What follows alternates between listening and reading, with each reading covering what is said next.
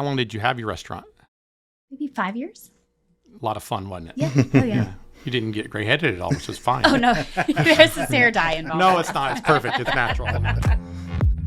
You're listening to The Restaurant Grind, the podcast of small business restaurateurs, sharing their stories and struggles, showcasing the grit every owner needs to be truly successful in the restaurant world.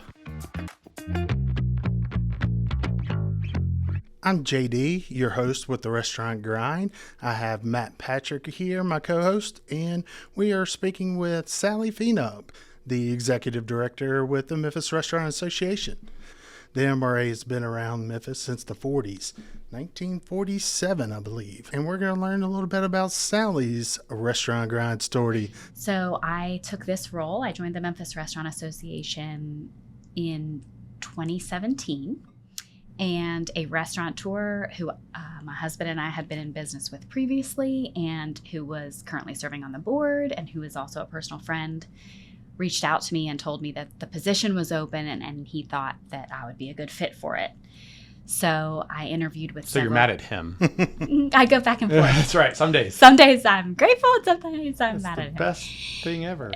And interviewed with a couple board members and got the position. So I wouldn't say I was interested in nonprofits necessarily, but my husband and I had been involved in a restaurant in the past in Memphis. And so, and I think JD's going to ask me about my restaurant background before that. Yeah, What was that first position? My first restaurant job ever would be, I think, when I was 14 years old. So I grew up in Pennsylvania, and there is an amusement park that is named after Milton Hershey, and it's called Hershey Park. Oh, I've been to Hershey Park. And I don't know if they still do, but they, like, youngest you could get a job at that time was when you were 14 years old. And so my first job ever was just a summer job. I couldn't even drive, at the amusement park, and I was working in a hot dog stand in the amusement park. And then after that, for several summers, even in high school, I worked for summers only at this little ice cream parlor, like old-fashioned ice cream parlor that also flipped burgers and had fries. What's the name of it? In Mount Gretna, Pennsylvania. What's and the it's name called of it? The Jigger Shop. The Jigger Shop. And I think it's still around. That's awesome. And it's in this little mountainy kind of town in Pennsylvania. And then one summer after that, I worked at another ice cream shop. So I've been in restaurants since I could work. That's awesome. I liked Hershey Park. We went with the kids when they were really little. It was fun. It's great. They have Very stuff all year American. round. Very America. It just Very felt like Americana. It's very America. Fun fact, if you are just driving through Hershey, I think especially in the summer, but maybe even in the winter, two things. Number one, roll your windows down because you can actually smell the chocolate from the chocolate factory, like Willy Wonka. And number two, all their street lights are, every other one is a Hershey Kiss and every other one is an unwrapped Hershey Kiss. So it goes like silver chocolate, That's chocolate. cool. Their street lights are all Hershey Kisses. All in. The town is all in. All in. Right. They're embracing their branding. Chocolate America. That's right. Got to be branded always. Exactly. I know MRA sponsors and puts on a lot of events. I've attended the golf tournament and the skeet shooting. If you could just kind of tell us what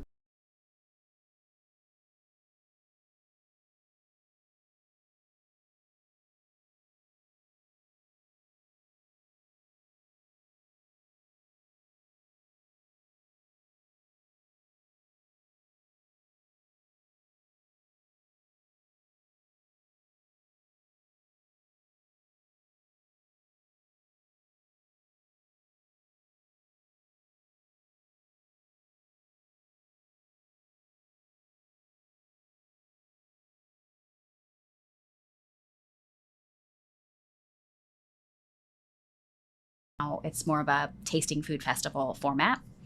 In March, which you've mentioned, we always have a clay shoot, which is a benefit for our PAC, which we can talk about in a second. And then we normally have different educational events that change and rotate throughout the year. So sometimes we have learning summits. Sometimes we have smaller little educational meetings for our restaurateurs that may just be an hour long, or we may just have a speaker come in.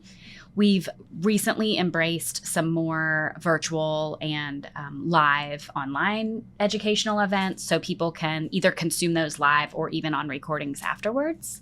And we also try to support local restaurants by doing super informal, casual, hey, let's just all go to such and such restaurant and have a drink as well and get together as an association. And that would be both restaurant members and our vendor members who like to get together just purely for fellowship and support restaurants. The empathy is what it's all about, really. I always tell people that the empathy of an owner, but even if you're a restaurant owner, I'm not alone. I'm not the only crazy person wanting to do this. It's a big deal to be a part of that, the community.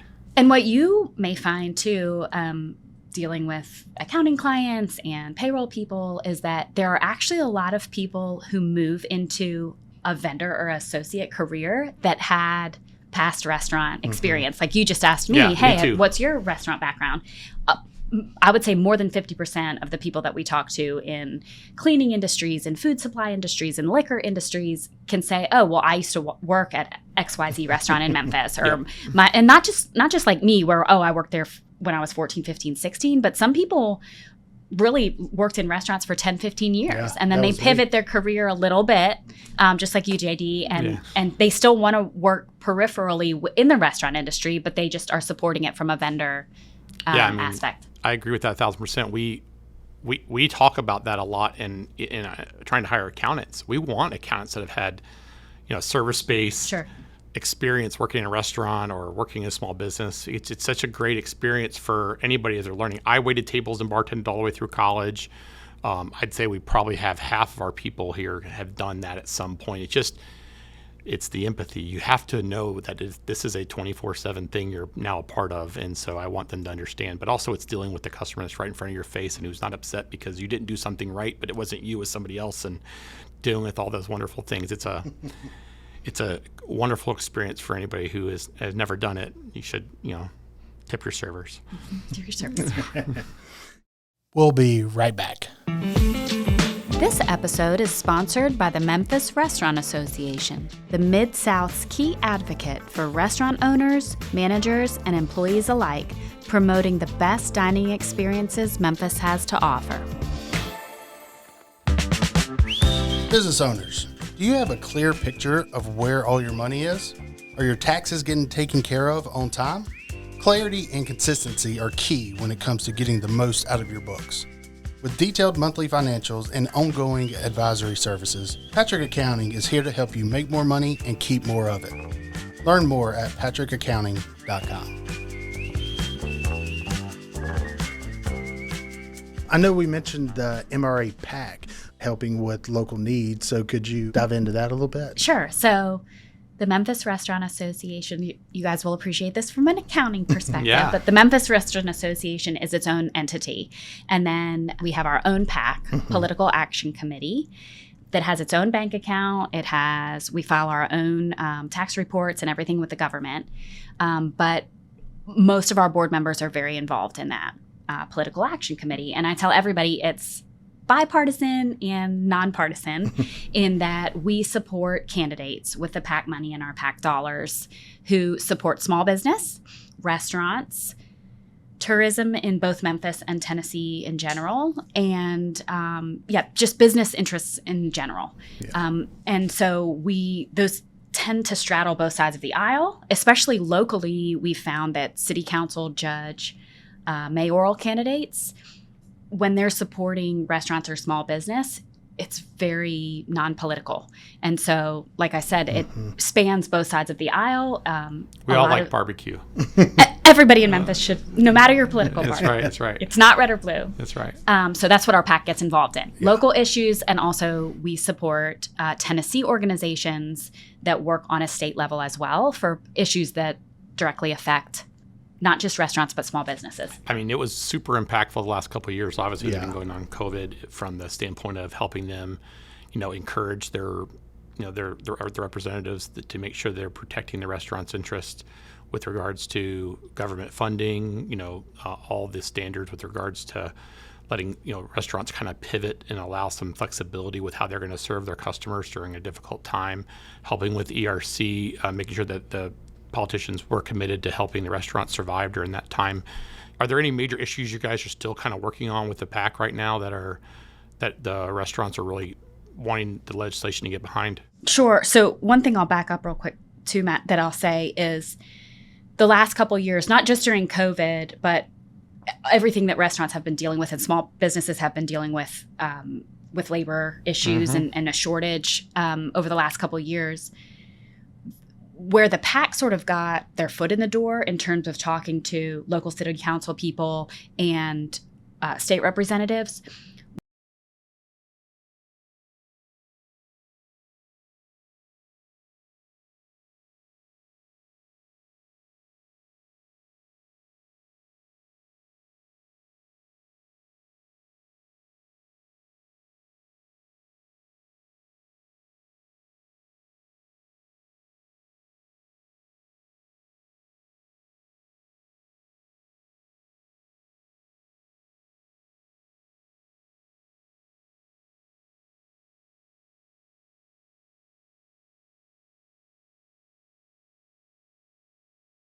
Serving, it's important. That's right. And even if initially right out of the gates, maybe we didn't see eye to eye with certain different politicians or elected officials, and nobody did during that time. It was just crazy. We felt like there was a very pleasant, cordial, ongoing conversation. Okay, a couple months later, can we revisit this issue and can we talk about how it's affecting businesses now? But to answer your question about what we're currently dealing with, so credit card swipe fees are a big deal. I know you guys are in finance, and so you can probably explain it way better than I can. It's a lot. I'm going to explain it real easy. It's a lot. It's a lot. And everybody pays with credit card now, so it's a lot. It's a lot. And I think that restaurateurs and small businesses have been tweaking how they've been dealing with it over the last couple years. And there's not a perfect solution. And so we want to make sure that our elected officials know that we're not blindly paying our credit card bill every month. And so, I would absolutely encourage any restaurateur or small business owner to be keeping track of what those bank fees are doing to their business. Dive in to see what that actual number is, because a lot of the times they can be hidden. Absolutely. And there are creative solutions, and sometimes you're going to have to eat some of that, but definitely talk to your bookkeepers and your accountants about what are some ways we can mitigate that a little bit, or what are some creative solutions. Yep. So that's one. I still think labor there's no perfect solution and there's not an answer, but I still think that that's something that small businesses are struggling with. Not as bad as 2020 and 2021, but it's also not, hiring is still an issue, for sure. There are several board members who voluntarily, actually, the Restaurant Association doesn't sponsor them, but because they're involved in the Restaurant Association, they like to get involved. In 2 different days throughout the year, we usually send a handful of representatives to Day on the Hill in Nashville to talk to our elected officials on a state level about different issues. And then there's usually a handful that go to DC once a year, too, to talk to elected officials in DC for Day on the Hill through National Restaurant Association. And one of the items they were talking about this year was to combat the labor situation is, first of all, people who have a record. And if they're able to serve alcohol, and there's different stipulations on, should somebody who have a minor drug charge, there's a waiting period to get your ABC license. And as restaurateurs, a lot of times they're absolutely willing to advocate on behalf of somebody who's ready for a second chance to, we want them to be able to serve alcohol, especially if, maybe they're at a restaurant. Exactly. So that's one deal. Another deal was, again, dealing with labor, is talking about just different visas and immigration issues. And if we need a responsible worker who doesn't necessarily have citizenship, what those timings and that kind of thing look like too. And so restaurant business owners were able to communicate, we need the labor force as long as there's somebody legal and we can tweak some of the stipulations. We're willing to have those. Making it easier for them to help the potential new employee to be legal if they're not. Having a pathway to, hey, this is a person that wants to work in the States. They want a job. They want to pay taxes. They're here, but we can't hire them. And we're already having a hard enough time finding people to hire as it is. I know in our world, we're seeing a lot with like daily pay tip solutions that are out there, and it's almost predatory lending to staff. And so making sure that the people are properly educated about what they're getting themselves into and what the deficiency on the employees are, making sure they're staying in compliance with, if it's E-Verify or whatever other stuff that goes on there, making it as pro-business as possible, but also with understanding of what the market dictates when it comes to trying to find employees is super hard. You know, from our side, the benefit that we see with the restaurants that we serve that are in the MRA is just really the overall understanding that they're not alone. The empathy factor is so big, but also that there really is a giving community, and that they want other restaurants to succeed. They like to see restaurants being successful in Memphis. It's a very pro-restaurant market, and the owners and the chefs and the people are all, I find, to be very giving in that, and they want to see everybody, like, rising tide lifts all boats, right? And the more success the industry has here, the better.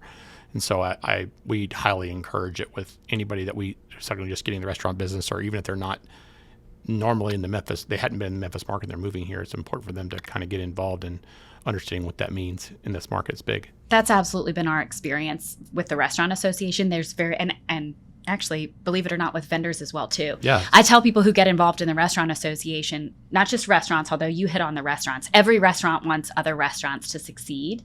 And a lot of times they'll help each other out. If I have a question about a vendor, I have a question, I need a referral for somebody to fix something. Everybody's very giving.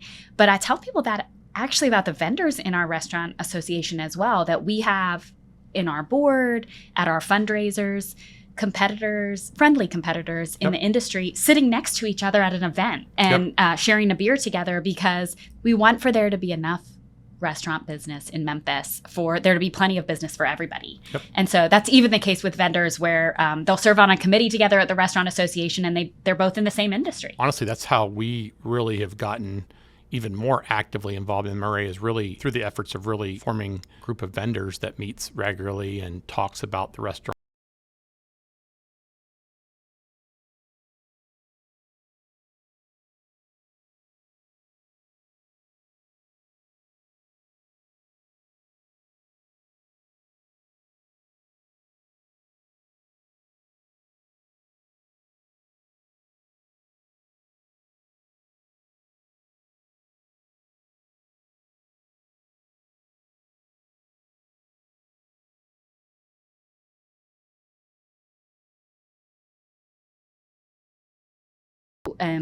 Whether it's restaurant to vendor or vendor to restaurant, you may be the good fit for my business right now at this given point in time. It may change if my business grows. It may change if I open a different location.